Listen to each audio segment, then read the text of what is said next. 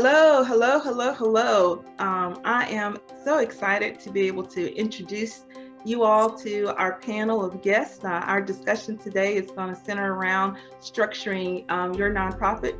For those of you who are not aware of who I am, my name is Tiffany Bell, and I am the founder of Nonprofit CEO Summit. I started in the nonprofit industry many years ago, but as an executive director for a local resource center here in Gulfport, Mississippi, I just remember going through a lot of struggles when I initially connected with that nonprofit. And so my heart is to create a platform here where we can resource new nonprofit leaders, resource those that have probably been in the game for a while, but also just provide some guidance so that, again, as we each reach various mile markers in our nonprofit career path, that we can again just help each other, help to expand our mission, help to expand our message, and of course, see what networking that we can do, so that, again, we can all rise together. So with that, I would love for us to all start off here. I want to make sure that you guys hear from each of our panelists. If you guys can take up to a minute and to introduce yourselves to our audience, be sure to let everybody know where you're located at, okay? All right, Boris, we'll start with you, sir. Why don't you introduce yourself to our audience? All right, Tiffany, thank you. My name is Boris Branch. I just recently moved to Dallas 3 months ago. I actually spent the last 20 years taking care of 3 people that I love dearly. The last 2 died in January, my mom and grandma and my wife. And I uprooted from California to Texas, and I'm just kind of following a dream, I did it so long to do for everybody else. I just figured I'd just do something for myself, something that I always wanted to do. And then I came across your thing saying that I could do that you were doing speeches and nonprofit things. And I'm like, well, I need to get involved in something like that. That's basically my story. And I just finished my certification for a life coach. So I'm glad to be here. Hello, everyone. Definitely glad to have you. Glad to have you. All righty, My Waller, why don't you introduce yourself for us?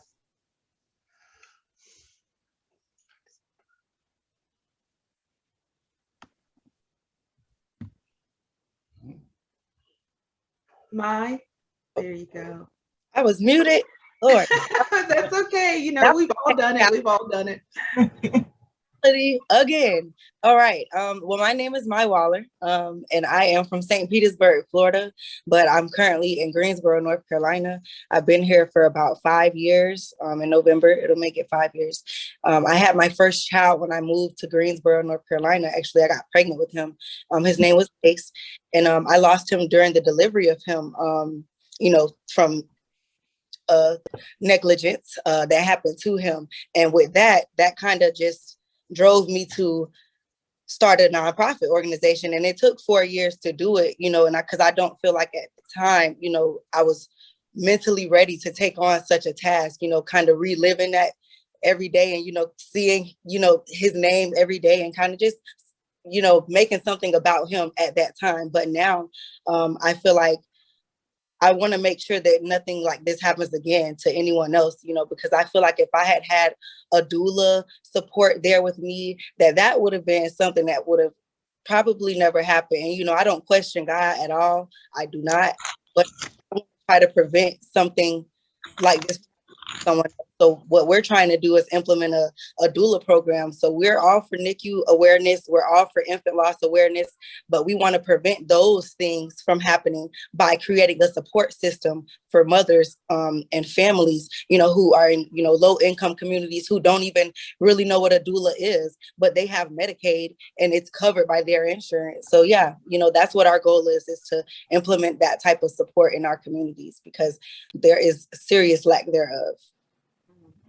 Your story, I do remember initially hearing you share your heart through a video introduction. And so I think that that's really the goal behind almost everyone in my mind that starts a nonprofit. A lot of times they've just suffered some type of loss, some type of injury, some type of injustice.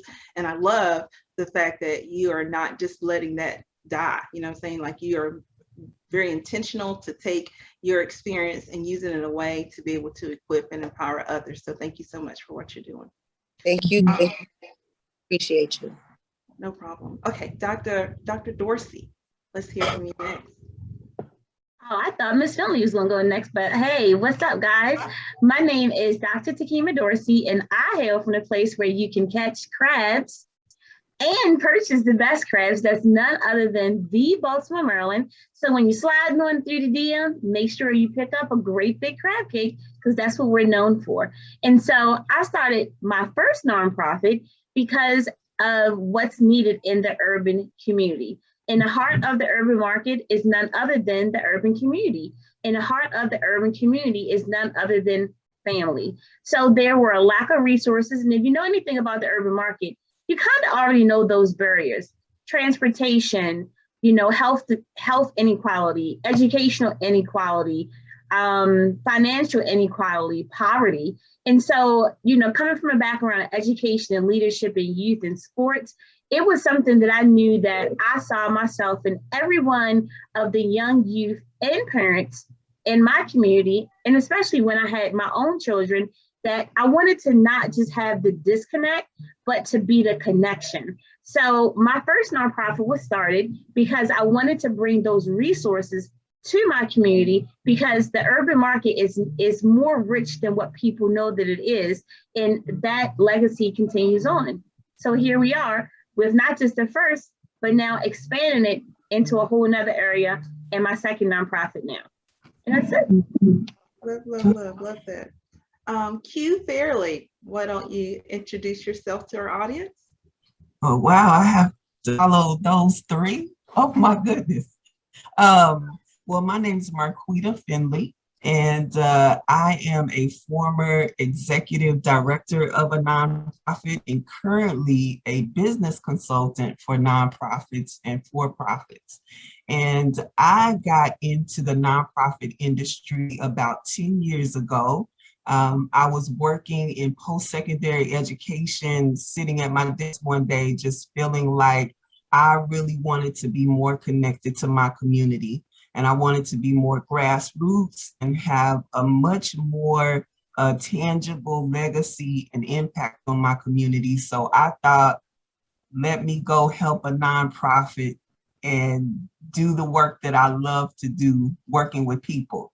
So that is how I got involved. And since then, I've been blessed to not only be an executive, but also have served as a chief operating officer of a nonprofit, a director of development, and then also a president and CEO. So I've had just a rich career background in the nonprofit industry, and I can absolutely tell you that this is my sweet spot, and I absolutely love working with nonprofits and in the industry.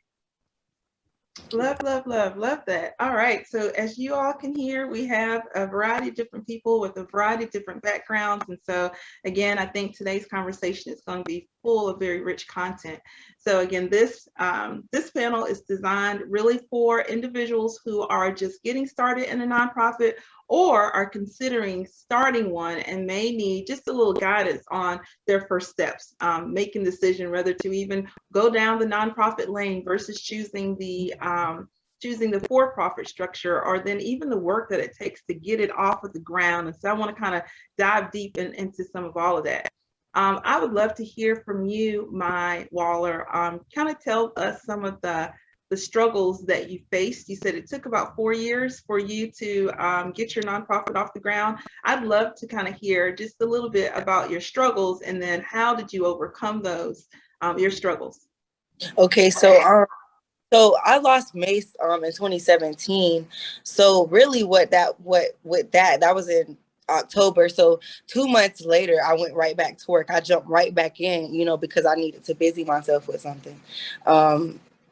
But after that time, I just realized I really want to do what I said that I was going to do for my son. So it wasn't that it took 4 years to get it off the ground. It was just to get the the mental, to have that mental capacity to take on such a project, because I knew that if I was to put my son's name on something, that I had to give it my all. It wasn't selling hair or clothes, and I had done those things, but those things weren't something I was passionate about. And I knew if I did this, that I had to be passionate and put everything into it. So I did. And actually, I just opened this organization in May. I found a nonprofit organization. She's an attorney. Her name is Jackie Stanley. It's called Do Work That Matters. She actually has it where you can hire her to get kind of your paperwork and stuff started. And it was a very small fee compared to what I know it could have been, as far as, having to deal with me being a single mother and taking on this huge project. So that was like a really big relief, having her, being a blessing, being a nonprofit herself, and having helped 300 plus other nonprofit organizations. So I felt like God just kept steering me in this direction to just do it. And he kept opening doors for me. And when I gave it my all, I quit my corporate job, and I said, I'm going to do it. And I did. And I took my savings, and I got the website started, with a team. I found them online. They're in New York City. And I'm big on trust. So I had to really trust these people to execute this project, in a way that I envisioned. And it's just been beautiful. And when I delegated those two people to do those things, it just left me to kind of do the groundwork for it. And I put my everything into it. I wake up, do this, go to sleep, dreaming about it, wake up, and I just put my everything into it. And it has just been it's overwhelmingly blessed. It's just been so overwhelming, just how every single day I wake up and it's a new opportunity.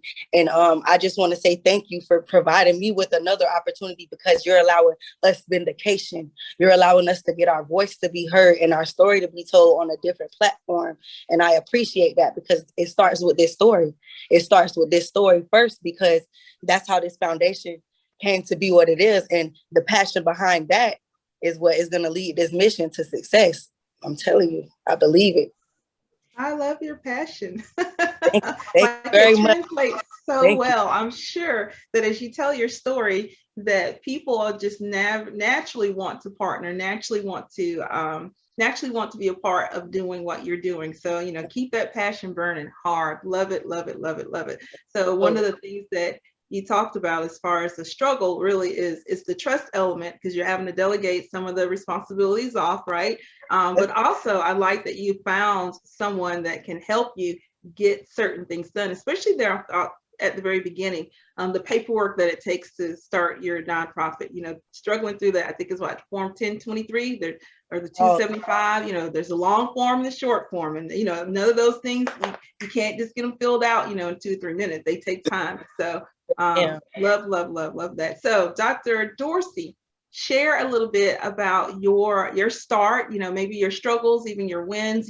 I love that Ma mentioned what was it? Do Work That Matters. That sounds like an excellent resource for any of our viewers, to get connected with her. If you're wanting, again, to start a nonprofit, it sounds as if she might be a good start for you in regard, especially if you're on a tight budget. So Dr. Dorsey, the floor is yours. Yeah, and thank you. And Maya, what a great testimony, and definitely positive things are going to come your way. And so I didn't necessarily have the struggle in the beginning, because my nonprofit was an extension of my for-profit. So my for-profit helped to fund the nonprofit, and that was the area in which we just decided to give back. So as a leadership consultant working in the school system, having a background of 20 plus years in education, higher education as a doctoral professor, helping bachelor's and master's and PhD, helping PhD candidates and their life cycle becoming doctors, I was able in my 25 plus years to go from K-12 to higher ed to post education. So those gaps were automatically just there. So as a consultant, I could easily reach back when I started developing curriculum through my PhD program to try to close those gaps in leadership, right? Because when I was going through my PhD program, there was only leadership pilot programs on the high school level. There weren't any at that time on the middle school level, and none on the elementary. So I wanted to actually set out to see if it could be done, which was teaching leadership training and development for elementary and middle school age. And what we know in the world is that when you set out to teach, you end up learning. So I became the student of the culture, right? And so in the midst of that, we knew what we were doing from a consulting standpoint, but we really needed to start an effort that would bring all embodiments together where we could get the support and the resources outside of not just knowing what our passion was and our targeted niche, but how to really add that value proposition to our targeted audience, which remain the urban community. And so being able to launch the for-profit side, the nonprofit side, it allowed us to understand the resources and really bring the community together in ways that from a holistic systemic standpoint is needed, because in most communities, it's such a disconnect, right? There are so many individuals that are working in competition versus in collaboration. And so when our nonprofit was originally started, we wanted to be able to have that collaboration versus the competition so that we could all bring the resources that our targeted audience needed, which remained the urban market. And so some of the things that, it wasn't a problem with the paperwork or even the funding or the mission, but it was really honing in on that value proposition and understanding how to adequately market it, right? Because when you're thinking about education, you pretty much think K-12. But when you're thinking about the post-secondary, and higher education, when you're thinking about all the loopholes that's going through, when you're thinking about and learning all of the barriers that are actually within a community, it didn't cause us to take a step back, but it opened our eyes. So, I wouldn't say the word struggle, but it was just a learning process. But what helped was that fact that we already had the for-profit and the nonprofit was just that extension. But what we loved about it was being able to sit across the table from not just like-minded individuals from a mission standpoint, but who also wanted to get involved and who didn't really know how to. And so at the end of the day, when you see those smiles on the faces of not just the youth, but the parents, not just the parents, but the community, not just the community, but the businesses within, then it was a no-brainer. So love that. Very good, very good. So both Mai and Dr. Dorsey reference just being again able to offer resources to the community. And I imagine that you guys did some sort of community research again, just to check and see what, like Dr. Dorsey talked about, is seeing, first of all, recognizing that there's a need, right? Also checking to see whether or not there are other organizations that may already be trying to meet the need versus having to restart the wheel again or looking for opportunities to collab. And so again, I think all of that are things that need to be taken into consideration when you're starting your nonprofit. Boris, you mentioned the fact that you are a caretaker for a few of your family members. Did you, during those various seasons, did you have difficulty getting some of the connections, resources that you need to provide the proper care for your individuals? It was a big challenge because I didn't know where to start. It's hard to watch people slowly die, and you're trying to get medications and different things for them, and it's a lot of dead ends, but like I said, I just did the best I can. I'm really new to everything like this. I'm just following God's thing. And Tiffany was the first place I saw it. He said, get in touch, volunteer. And I'm like, I came across your page and I'm like, I had no idea I was going to be here. I just wanted to volunteer, just try to help somebody, Yes. I'm honored. As a life coach, I'm sure you have an opportunity to touch many lives. So again, appreciate all of you guys and everything that you do, and know that every life that you touch, it does matter. You are making a difference in all the different areas that you guys are serving your community. So with that, I would like to transition to Q. Q, why don't you share, now you said that you were in, I want to say you were in the corporate arena before you came into the nonprofit arena. Tell me with your initial introduction to the nonprofit industry, what did you see were common struggles? And I guess because you've served in several different capacities, what struggles did you see the nonprofits that you're involved with deal with. And then again, just kind of talk a little bit, I don't know about their ages, how long have they been in operation? And then again, what have you been able to bring to the table to help them to kind of cross some of those hurdles? Yeah, definitely. That's a great question. So I think the first struggle that I ran into was the fundraising struggle. You know, you have great programs, great services, you have a great team, but you are wondering where you're going to get that capital and we're going to get the fundraising to sustain everything. So sustainability, was always one of those struggles. And it's something that I see with the nonprofit startups that I'm working with right now. You know, a lot of what I'm doing with them is trying to focus on how do we get you to grow to scale and where do you find those funders that match your mission so that your team, you can continue to do great work and provide awesome services for the community that are impacting and transforming their lives. But we all know that we need money in order to sustain a lot of that vision. So that is one challenge, but at the same time, there's a solution to that. So, you know, we talk to people about doing grant research, talking to people in their community, whether it's a corporation that might want to sponsor you or individuals that might want to sponsor you. So we talk about all of the different and diverse ways that they can pull in funding into their nonprofit. I know the two nonprofits that I was blessed to lead, both of them still, even though they had been in operation for 40 plus years, you know, one of the issues was still sustainability and making sure that, you know, we were keeping that money flowing in so that we could continue to grow and sustain ourselves.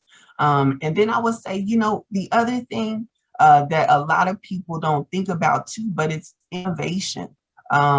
Stepping down into some of the nonprofits that I worked in, they were totally amazing leaders in the community, but I realized that they had gotten stuck.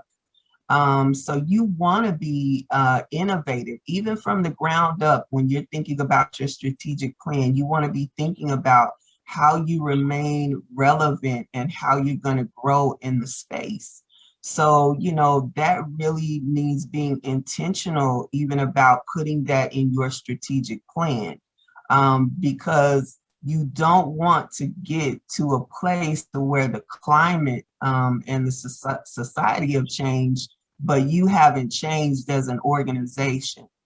So those are some things that I see too, just in terms of challenges, and even for some startups. And I say that only because, you know, I encourage them, don't get in a rut. You know, we can be successful at something, but we can be successful at many things, at doing the one thing, but then just changing and shifting and make sure that you're continually growing. And then I would say finally, probably the biggest challenge that I've seen too is, you know, everyone wants the right board.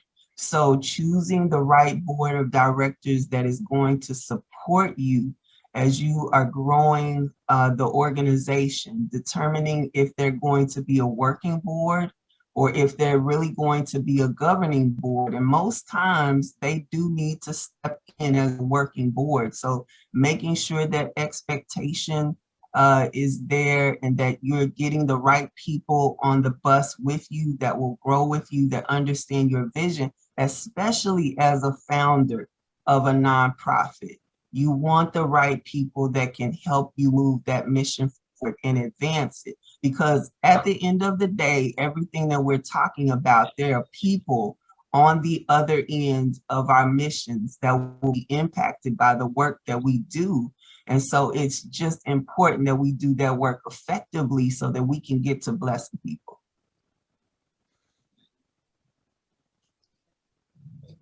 So I heard three things, right? So there's relevancy, there is staying relevant, there is making sure that you have a sustainable plan in place to include funding, and then of course making sure that you have the right team.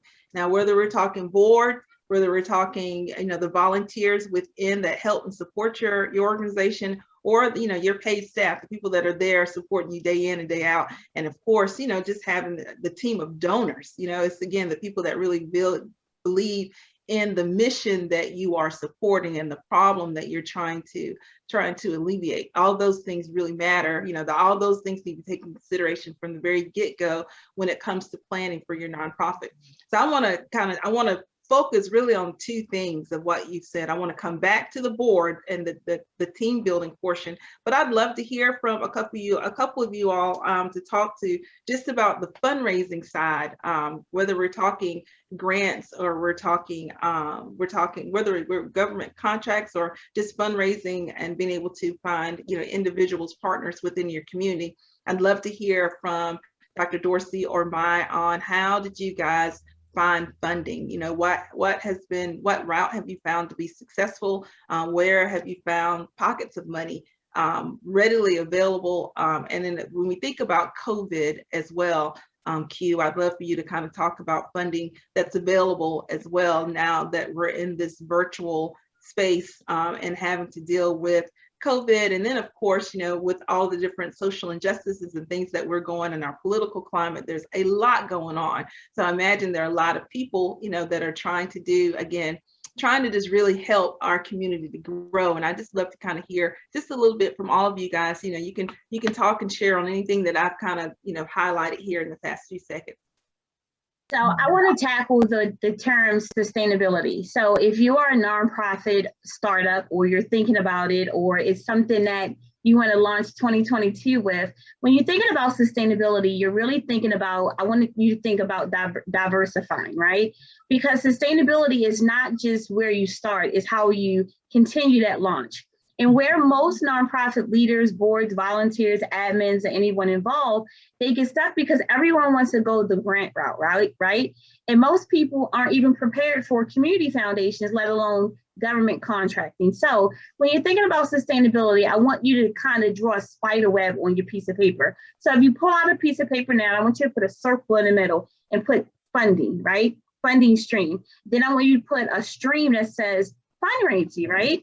What is that? That's one part of your revenue stream is fundraising. Then I want you to draw another one and say donor, right? Because donors is another part that adds into that funding stream. Then I want you to put sponsorships, right? So now we have three. We have fundraising, we have donors, we have sponsorships. Then I want you to put another one and put donations, right? Because donations can come in two ways: in kind, products and services, and monetary, right? And then I want you to pull another one. Then I want you to put community foundations. So right now we're up to 6 sources, right? Then I want you to draw another one, and I want you to add grants, right? And then the one that really matters, I want you to pull another one, because we're now into 8 revenue streams, which is going to help sustainability, is funding from your board. Your board has a fiduciary responsibility to pour into your nonprofit, whether it's $5 or $25. So when you're thinking about those 8 revenue streams, that's sustainability. That is how you're going to sustain your organization, whether it's coming from 1, fundraising, 2, donors, 3, sponsorships, corporate sponsorships, donations, in kind, in financial. So we're up to 5 now, grants, the board. I think I'm missing one more, right? But that's what sustainability is. So as a nonprofit leader, before you even jump into outward, you got to get your foundation together. So we talked about that mission, we talked about that vision, we talked about the board, right? Have at least 3 to 5 members on that board. Being clear, like Q said, Ms. Finley, right? Making sure you have your paperwork, make sure you're registered through your local department, your local state as a charitable registration, so that when you're getting donations that are coming in, you make sure that you're not going to get in trouble. And then you have all of these others that's going to allow you to sustain your organization, whether one falls off, another steps up, another falls off, another step up. And when you have that diversification in your sustainability plan, that's tied to your marketing plan, that's tied to your value proposition, that's tied to your your niche and why you got started, there's no reason that any nonprofit should not be able to go beyond that 3-year mark or threshold of dropping down. That's excellent. She's absolutely right. Especially, I love the fact that she just, in the for-profit world, we think have multiple streams of income. Basically, nonprofit is the same basic deal. You want to make sure that you're not putting all of your eggs in one funding source. So for those nonprofits, in 2020, with all of the funding source, if it came from special events, when COVID came through, no more events were happening, right? So they all had to kind of shift and figure out, hey, how are we going to stay connected? How are we still going to stay visible? How are we going to still let people know that we're here and that we still need, them as funders? And so, again, I love that as far as the overall plan of sustainability being based around multiple streams of income. Boris? I wanted to add one more thing. Oh, okay. Oh, I wanted to ask a question. When you're doing the funding, is there ever a time that you reject funding? That you reject funding? Yeah, there's could be times that you would need to reject funding. I'll answer real quick from my perspective. So obviously, I think one of the obvious things that pops in my mind would be one, you don't want to accept funding from a source that is not mission friendly. You know what I'm saying? And so if your mission is anti-abortion, you don't want to accept funding from an organization that is all about lowering women, that don't support women's rights. You know what I'm saying? And so you want to make sure, again, your funding sources actually lined up with your mission. Otherwise, you run the chance of alienating your donor base. That's one reason why you'd want to reject different income. And then also, whenever you receive any type of funding, especially government funding, you want to make sure that when you get that funding in, you're going to be held accountable for how you use that money, right? So if you can't actually perform the services, if you don't have the manpower, if you don't have the resources, the infrastructure in place in order to follow through on the promise that you receive that funding for, that's something that that's a contract you want to deny. Not all money is good money for your organization. And so for me, that would be one of the first two things that I would think of when it comes to rejecting a funding source. Of course, you ladies can chime in here as well if you have something you want to add to that. Yeah, I'll add one. I know I had a CEO friend of mine determined that he was no longer going to pursue funding that he easily could have gotten because he felt like the funding in and of itself, the amount that was awarded was not worth the time and effort and energy that he and his team had to put into it to keep it. So therefore, they decided not to pursue that funding that was pretty much guaranteed to them. Yep, that's good thoughts. Dr. Dorsey? Just want to add one more back to the sustainability financial tree. It's products and services. Nonprofits, some of them, especially from a startup standpoint, always think charity, right? Charity is just what your organization is. It's a charitable organization. It doesn't mean that you give away all of your nooks and crannies. You can actually have a for-profit side through your products and services and programs where you charge a fee, a nominal fee. And even if the fundraising or the donors or the sponsors or the grants don't come through, if you're charging a fee, it's allowing some money to come through that would help either sustain that program that you're working on, or at least have a kitty saved for technology or website development fees and things such as that. And everything that you guys mentioned in terms of not accepting funding or turning it down is absolutely on. And the biggest thing, Tiff, what you were talking about is making sure that not only that you go after funding, but you actually have the right personnel in place, right?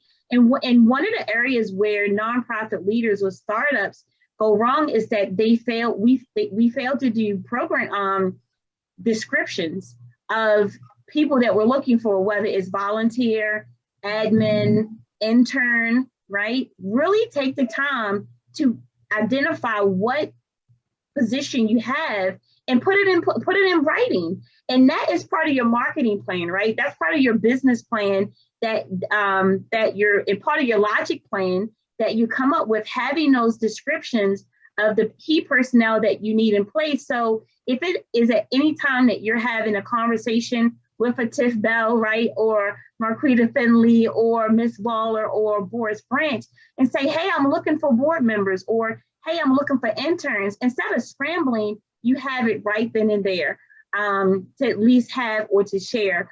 And so I wanted to just add that as well.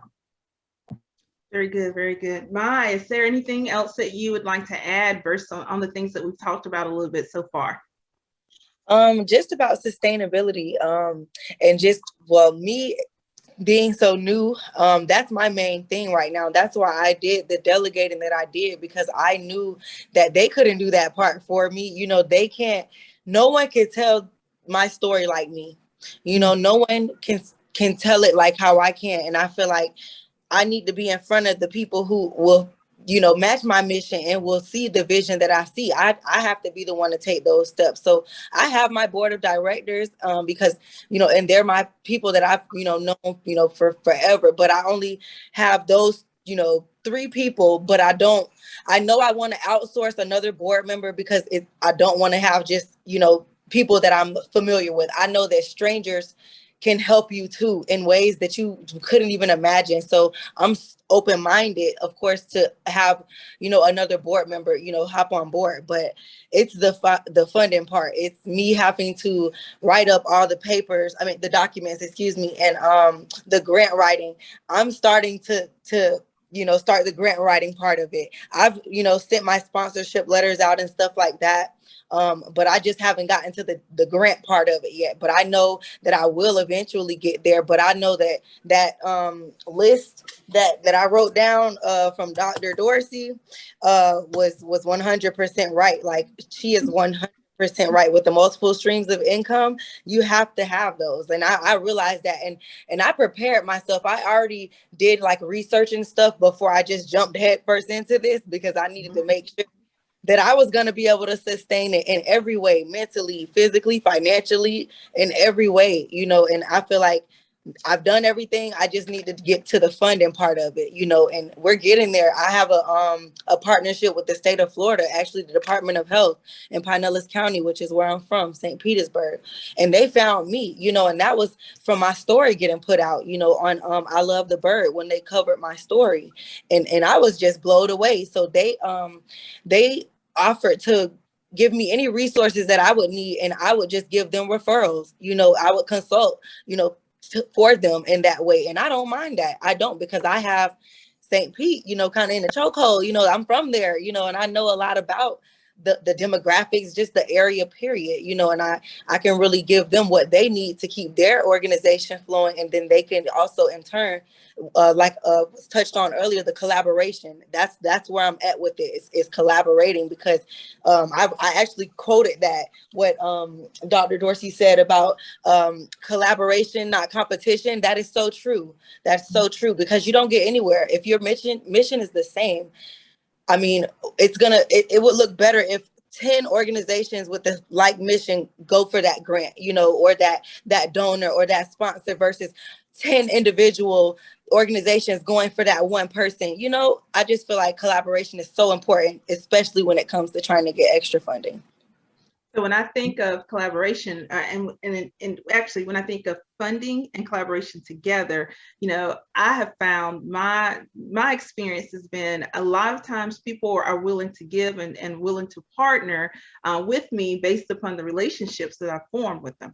Sometimes it's one-on-one, you know, like you talked about, the people that are on your board are really people that you've known for a long time, right? But then it's also the relationships you form out in your community. It's the relationship that you have within your chamber, right? So those business to business relationships, you know, you have people who are listening out for you. People are saying, hey, here's a recommendation, this is grant that's coming available, you may want to apply for it. And I also just think the key funding to me, really, like on the local level, that a lot of times, again, it's tied into relationships. So people oftentimes, they will give sometimes they will give not necessarily based upon the mission itself. They may not care about the mission, but because they are in relationship with you, people will oftentimes give because I've simply asked. You know, I've brought to their awareness, hey, that there's a need out there. They trust me. They trust my brand. They trust, you know, my integrity. They know what Tiffany Bell is all about. For anybody here locally, they know that Tiffany is all about helping women and children. So oftentimes, if I'm volunteering with any type of organization, and so as is giving my personal time, it's something that's going to fall within women and children. And so whenever they hear Tiffany saying, hey, there's a need over there, people very rarely, very quickly will raise their hand. They want to give, right? But they will give a lot because, you know, I'm using that relationship as a way to be able to connect individuals that have the resources to the people that actually have the need. And when those come together, that's collaboration, you know. And again, there's business to business collaboration, but then there's also, you know, the collaborations that we have just through networking. And it's just going out again and being verbal about who it is that you are, the thing that you stand for, you know, your personal brand as well as your business brand, and being, again, just quite vocal, being very vocal and being seen in the community where that is concerned. Hey, can I add one thing? Sure. Yes. One, you know, I know we're focusing on helping the startups, or people that are in the midst and they may be off the ground a little. When we think about board governance and sustainability, when you think about attracting people to your board, or even your interns or your volunteers, these are two quick tools that you should use from not just a for-profit standpoint, but definitely nonprofit. One is a SWOT analysis, right? And a SWOT analysis allows you to measure your strengths, weaknesses, opportunities, and threats. That is extremely important when you're thinking about attracting people to your board. You want your board to be diverse, DEIA, diversity, equity, inclusion, and access, right? And you want the diversity of the board because you want your board to not only represent the expertise you need within, but also the reflection of your community.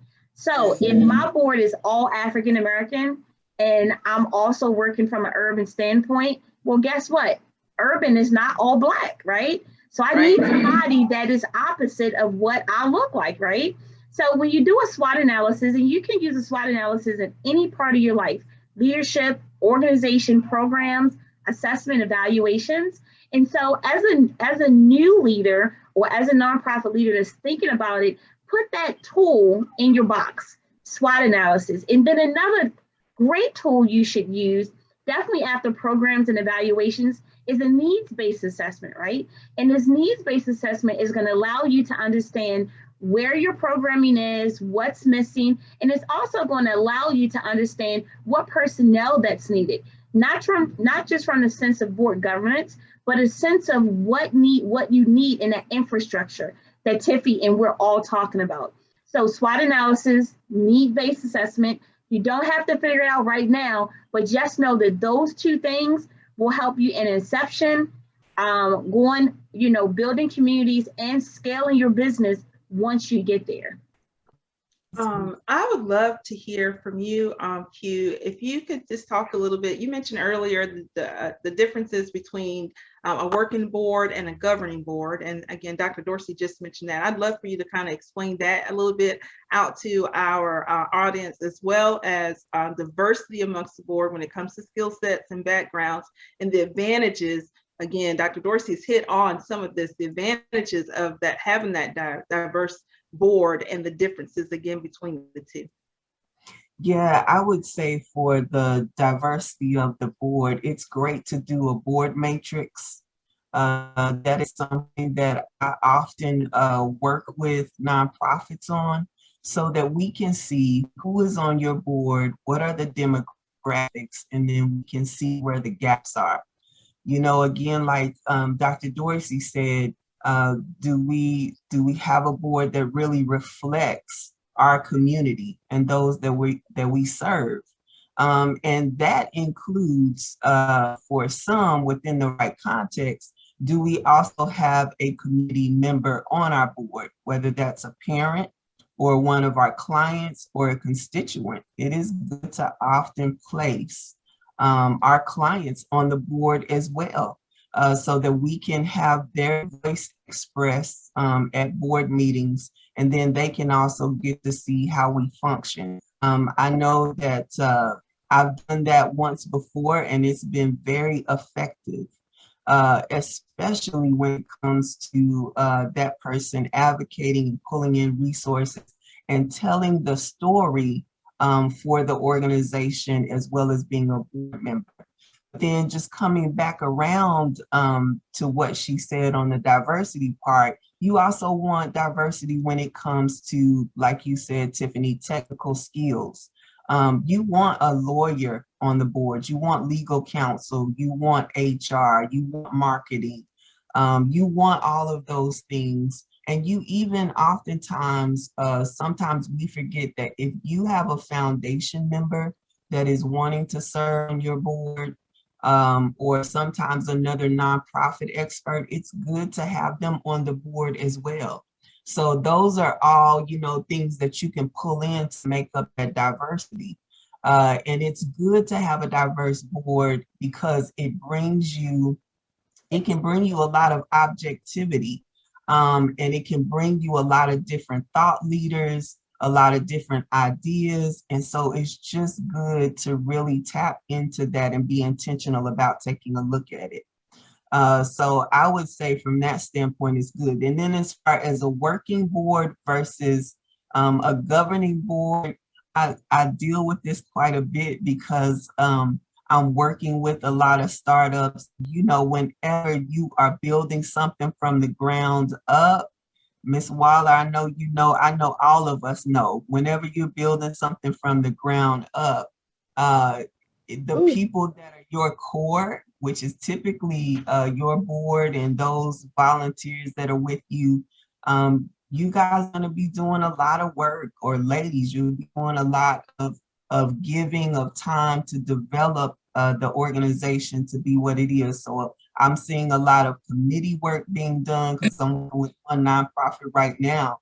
And, the boards just said we are a working board. And so, we are in there working with the founder to build the infrastructure, lay the infrastructure so that at some point in time, we can get to being a governing board, which a governing board is more of one where they're coming in, they're making key decisions, they're supporting the executive director, the president and CE, but you have a team or volunteers that are doing more of the day-to-day work. But sometimes when you're first starting, some of the board members are taking on some of that day-to-day too, until you can delineate and grow, and then, give that to someone that's handling the day-to-day. And I'm seeing a lot of hyperpreneurs, a lot of founders that are still working full-time jobs and full-time executive directors and founders.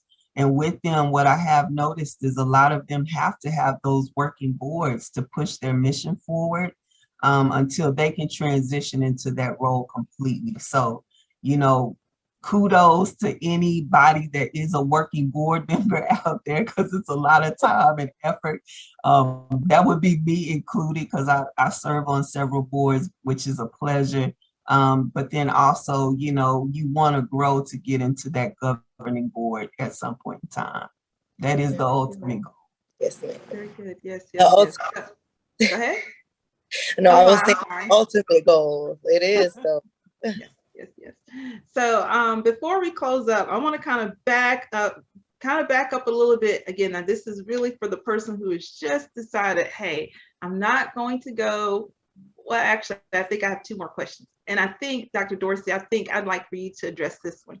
All right. So one of the things that you pointed out from the very beginning is that you started off really with a for-profit business, right? But you're able to, but you did a nonprofit. And so one kind of helps feed or support the other one.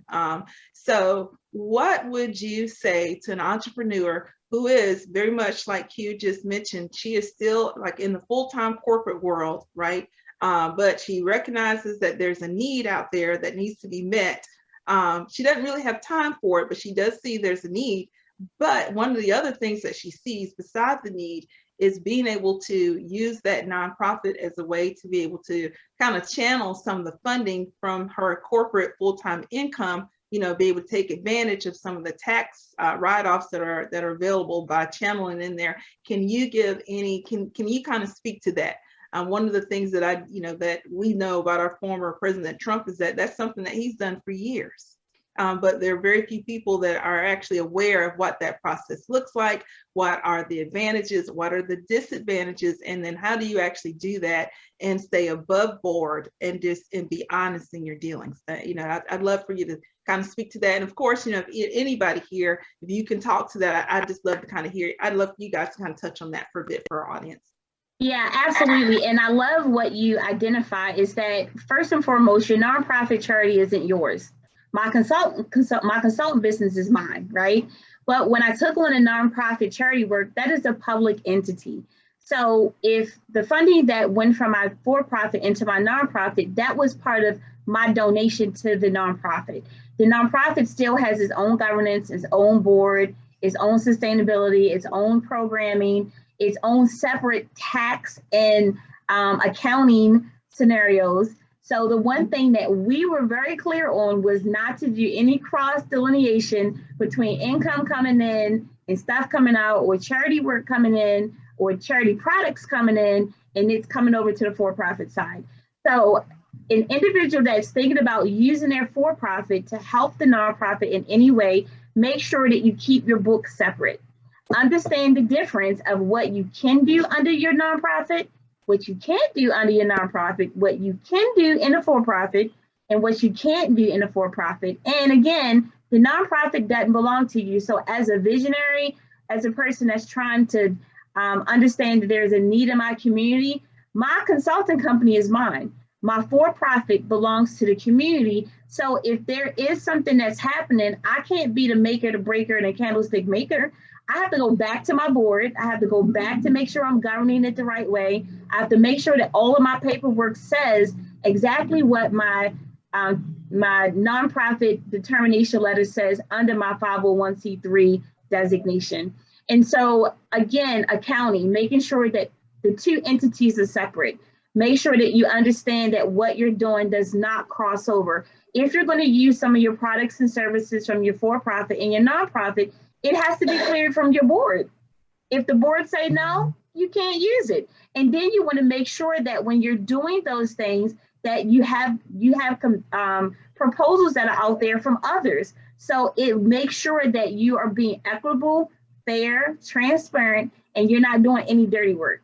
The one thing that I make sure as a founder of a consultant company and the founder of a nonprofit is I have to make sure that I check, double check, triple check with somebody else, not just Tekemia Dorsey, because at the end of the day, I can pull from my for-profit bank account, but I'm not pulling anything from nonprofit unless my treasurer, the vice president, the program director, and all of those individuals understand what that funding is being used for, and making sure that the funding that's coming in or any donations or products from a for-profit standpoint is going to what we said that it's supposed to.